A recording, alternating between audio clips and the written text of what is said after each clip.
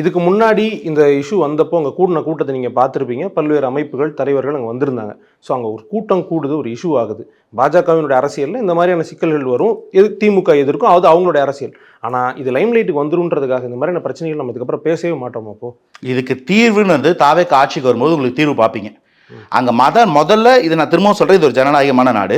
நம்ம இந்த இடத்துக்குள்ள டெமோக்ராட்டிக்காக மக்களுக்கு என்ன பண்ணணும், நீங்கள் யார் யார் எத்தனை பேர் இருக்கீங்க, உங்களுக்கு என்ன வேணும், என்ன பண்ணலாம், நம்ம எல்லாம் சேர்ந்து ஒரு அமிக்கபிளான சொல்யூஷனுக்கு யார் வரணும், அந்த மக்கள் வரணும். அதான் அது வரைக்கும் நம்ம பேச மாட்டோமான்னு தேவையில்லைன்ற, அது நீர்த்து போச்சுன்ற அந்த பிரச்சனை நீங்கள் தான் இன்னும் ஊதி அதை உயிரோட்டமாக வச்சுக்க ட்ரை பண்ணுறீங்க.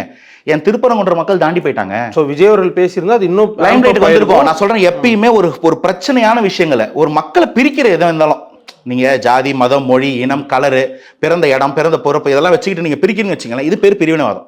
நீ எப்படி பிரிச்சாலும் பிரிவினைவாதம். நான் எல்லாரும் ஒன்றுன்ற, எந்த பாகுபாடு இல்லாமல் பிறப்புக்கும் எல்லாம் இருக்கும்னு சொல்கிறேன். இப்போ பிரிக்கிறதுக்கு நீங்கள் எந்த டாபிக் எடுத்தாலும் இதை கண்டுக்கவே கூடாது. அதிகாரத்தில் இருந்தீங்கன்னா அதை ஒடுக்கிடணும், முடிச்சிடணும். பிரிவினை எல்லாம் ஒன்றா இருக்காங்கன்னு காமிச்சிடணும். நீங்கள் அது வரைக்கும் இதை பேசி வளர்த்து விடாமல் இருக்கணும். இவ்வளவுதான். எங்கெங்கெல்லாம் எவன்லாம் பிரித்து அரசியல் பண்ணுறானோ நீங்கள் நல்லா கவனிச்சு பாருங்கள், ஹிஸ்ட்ரியில் புரட்டி பாருங்கள். அவன் கொஞ்ச நாளைக்கு பேசுகிற மாதிரி இருக்கும், லைம்லைட்டில் தெரிகிற மாதிரி இருக்கும், காணாமல் போயிடுவான்.